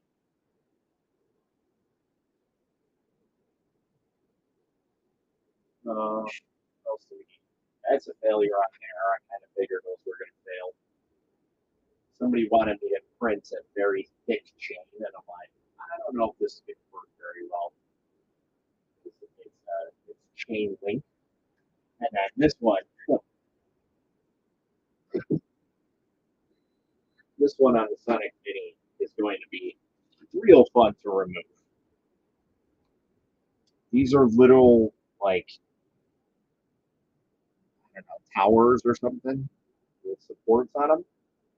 But the supports are thicker than the actual tower frame, the wire frames. And I don't know how these are going to be removed.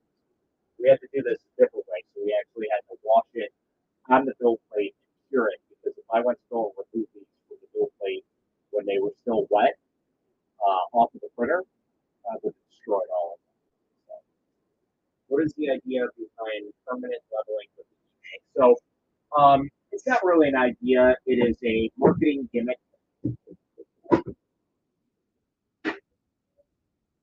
It is a marketing gimmick through and through. What that means is basically the build plate is leveled out of the factory, and you probably don't ever have to re-level it again. I know some people like to re-level their printers when they change FEP. I don't ever do that. Basically, all my printers here, except for the Elegoo, because the Elegoo is a pile of trash when it comes to that, because of the ball joint system it has. But all the other ones that have a 4-point leveling system, they are a one and done leveling system.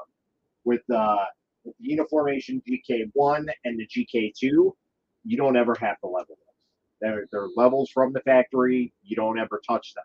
Like the GK1 doesn't even really have a good place to do leveling. Like it's probably one of the better ones if you need to, um, but yeah, you won't ever have to do that. So. The Sonic Cutter, absolutely worth the money. I love mine. So we could actually show it off. We can try and remove some of those models with it, but this is it right here. I've used this several times, and it is amazing. But it drives my dog insane because it's a Sonic Cutter. As soon as I turn that on, like she's sleeping right below me. She's got her own little cubby hole here, and I guarantee if I turn that thing on, as soon as I press that on button, she will zip right upstairs. She cannot stand it. So I have that, and then I also have this too, which I have not used yet. This is the Frozen Cure Beam, which I think is okay. I bought basically miniature LEDs with some battery packs to use for smaller hole applications. So, but yeah, the Frozen Sonic Cutter, that's worth every penny. Not only will it remove support from resin, it will literally like shave down resin prints too. So if you can't get that nice sanding down, and you still feel like a little bit of a chip, you can just kind of like scrape it away, like you're scraping away butter. And legitimately, that's what it is. But you got to be real careful because if you dig in too hard, it's going to scar it. It's going to cut right through it. So you got to be very, very careful with what you're doing. Um, so yeah, I mean, it's a good possibility that we would probably use the Sonic Cutter on this, just because of how intricate this print is. And I probably should have used some better resin with it because I think this is the Mega, no, this is the Aqua 8K gray resin. And the problem with this resin is, while it has higher detail, it makes it more brittle. So the downside of resin printing versus FDM is resin printing, every single type of resin that you use has a specific application for it. Can you use it for other things? Yes, absolutely. And that's the same thing with FDM. But FDM, you can literally use it for a wide variety of things. Like if you just print with PETG, you can literally use that for anything. Uh, whereas resin, you have your standard resin that's just it's an okay resin. It's just there to print stuff. It's not going to be super resilient to dropping and cracking. Um, then you have like ABS like resin, which is more along the lines of like a maybe a PLA plus to a PETG, kind of like an in between there in terms of FDM. Uh, then you have nylon resin, which is more like PETG ABS in between there in terms of filaments.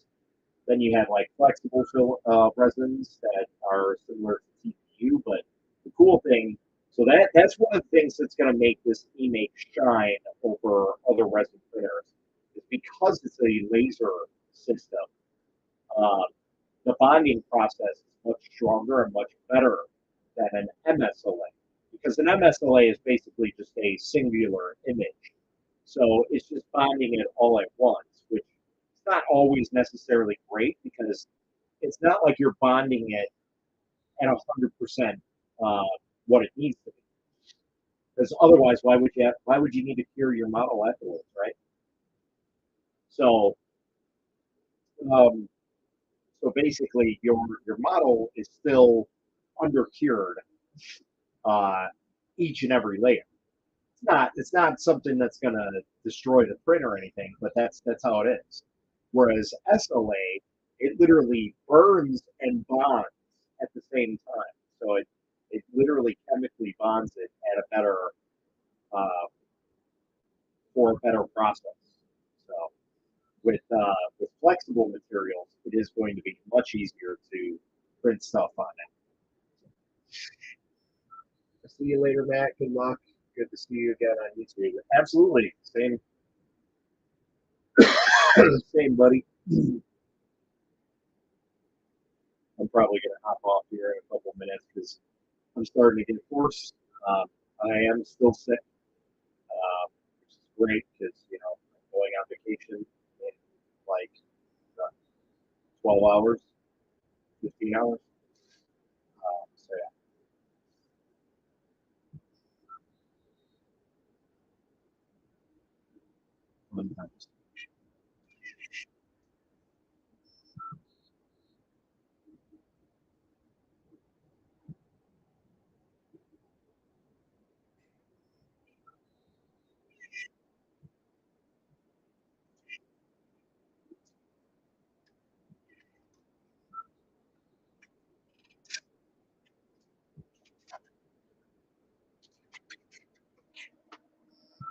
Let's see. Should I show this on?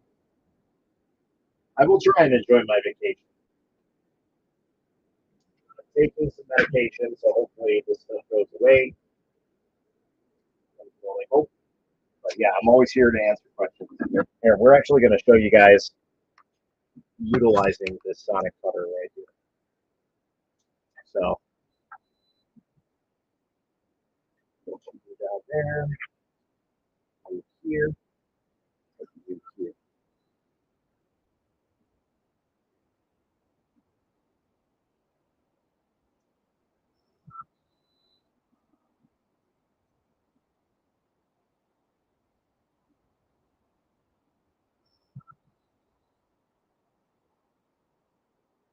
Oh, I'm like, why isn't my dog moving? Instantly. There she goes. I'm sorry, honey. I'm sorry, bumpers. So, but yeah, let's see if we can try and get a close up of this.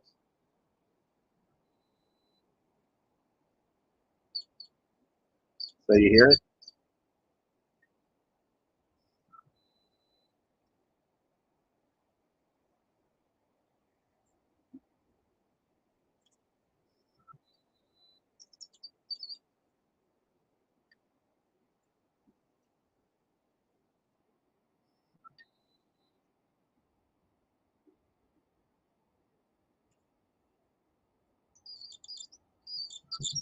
Literally, like butter.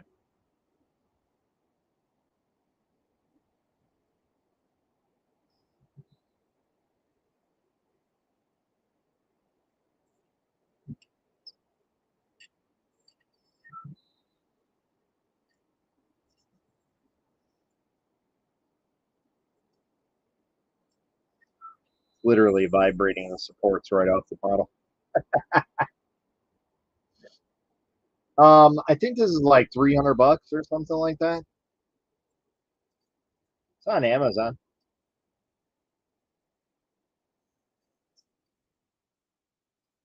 Oh, I forgot. I'm using the Nexus Zip. I'm like, this print is already finished. Yeah, because it's insanely fast, that printer. But it also prints at um, a higher rating. Like normally, my printers are at 0.5. That's at 0.1.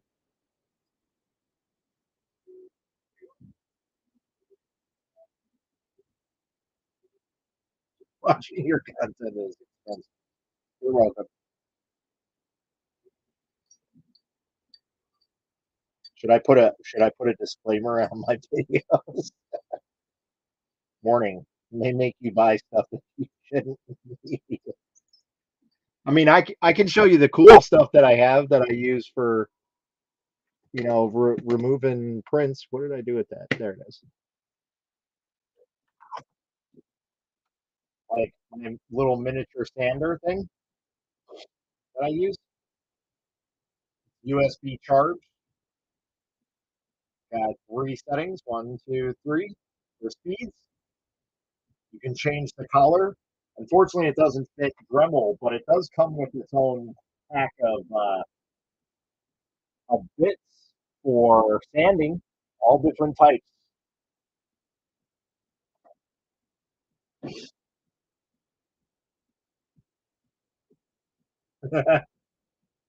Fun to watch. Yep. Sorry for the loud noises.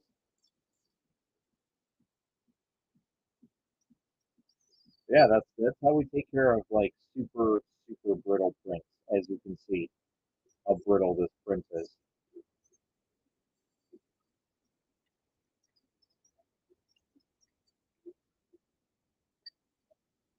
It's too bad this isn't longer because we could probably use this as a print removal tool, like to remove prints from a bill plate.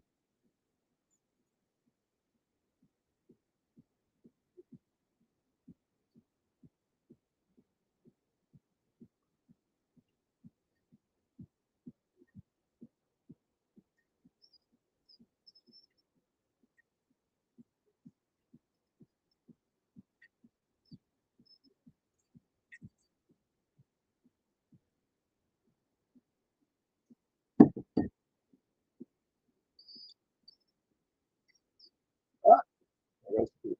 All right, so we got at least one of these pieces up. Now the question is my bear claws going to destroy this? Let me try and remove this without destroying it. I don't think so. It is so. Look at how thin this piece is compared to the supports. The supports are thicker than the actual piece. I bet you this piece is only like a quarter of a millimeter thick.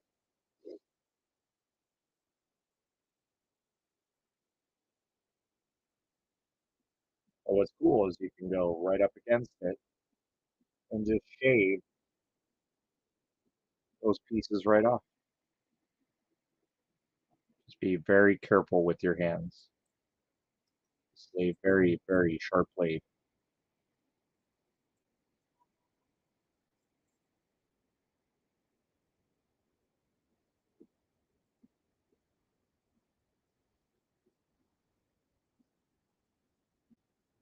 So I tried printing this in FDM thinking like, oh yeah, it'll be all right. No.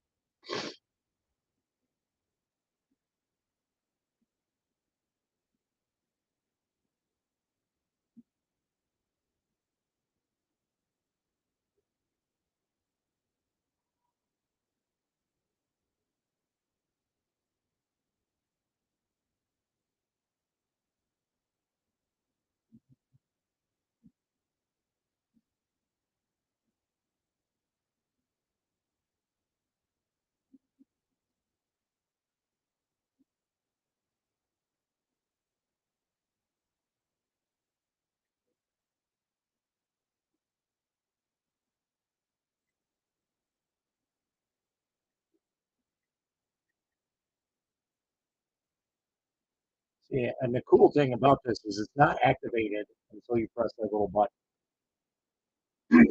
And you can see there's a little LED. So when you press the button, the LED changes, right? So if you're worried about possibly cutting a piece, then you can just go in right up against it and then turn it on. There. Boom. Done. Oh no, I lost it. Nobody moved.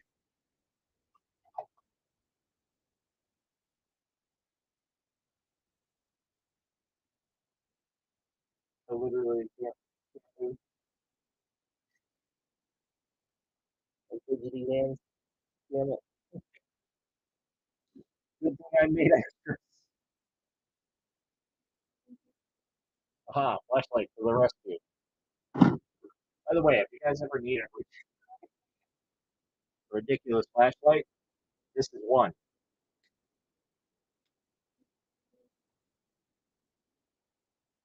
Where did that piece go?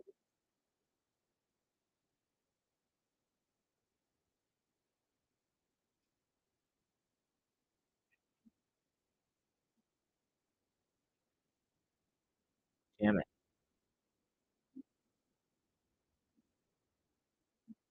Oh, there it is. Turn it back. Cool. Aha, survived.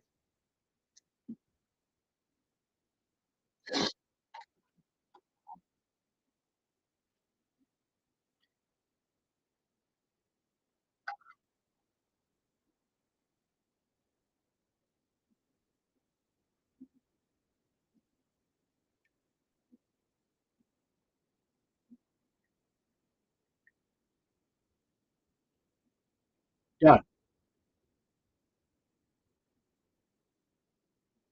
Little tiny wire frame.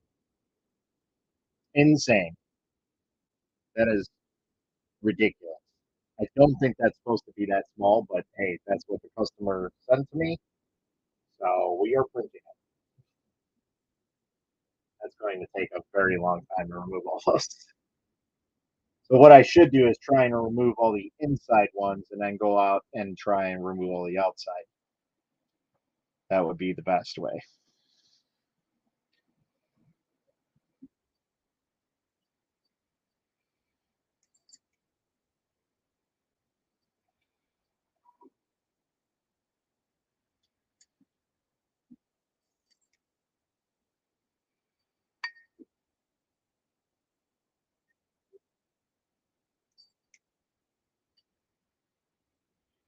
It's hysterical how ridiculous this thing is.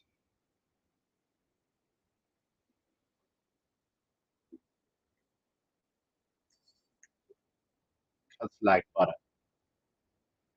Let's see, these prints done? Oh yeah. So, hey, you guys want to talk about making money real quick? There's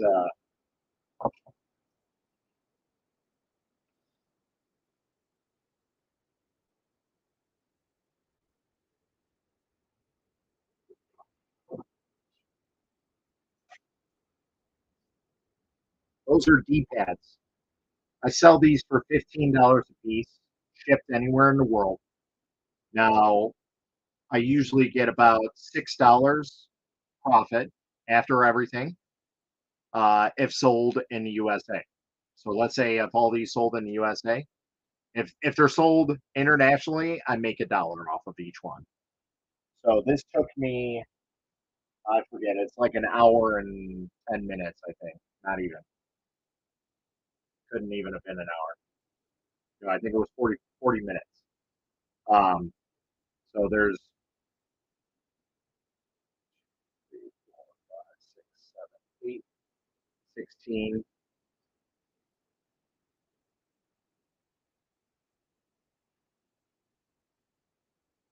There's 32 pieces here. So I just made $32 in less than 40 minutes off of one print. Yeah.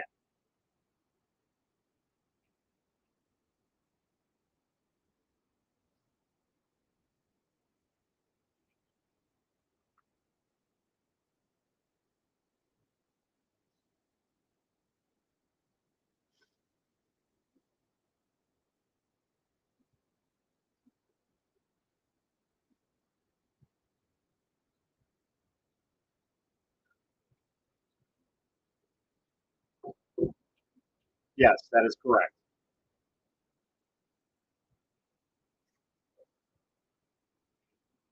How are you? What are you doing back there? What's it?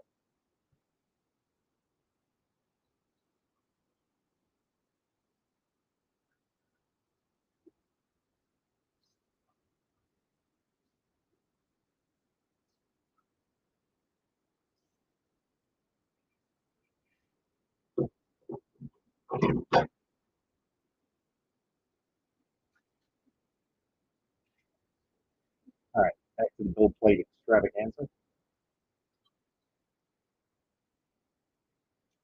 Yeah, I'm probably going to end it here in a couple minutes, guys. End it at 2 o'clock my time, which about 7 minutes from now.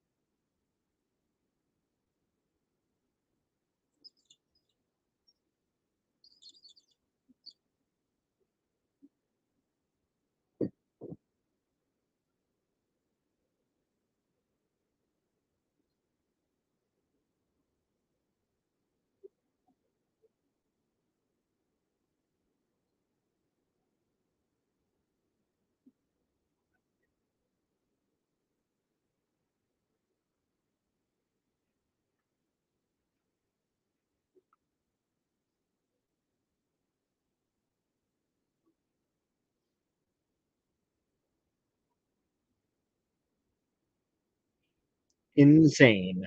In the inventory.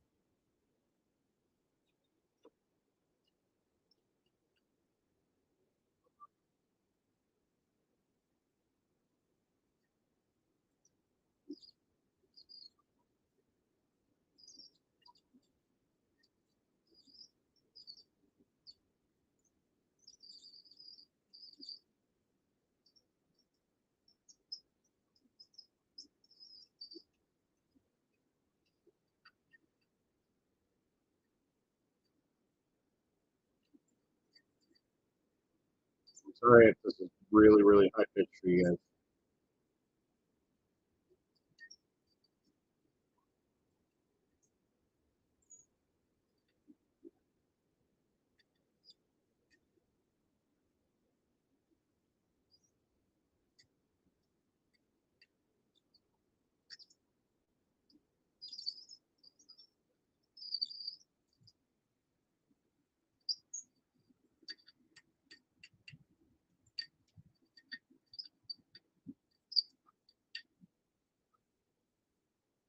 That one. That one actually.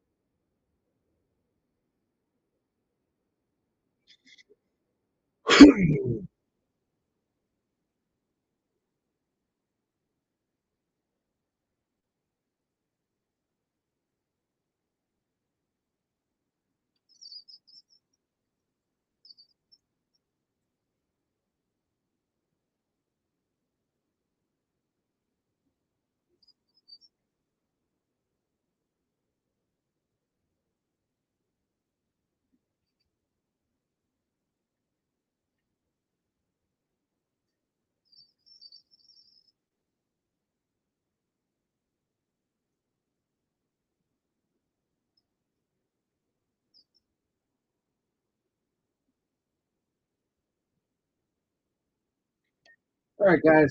With that, I am going to head out. Let you all get back to your normal lives. That's, me being such a social person now. Yeah, we're basically going to leave it at that. So, and yeah, until next time, guys. Happy playing.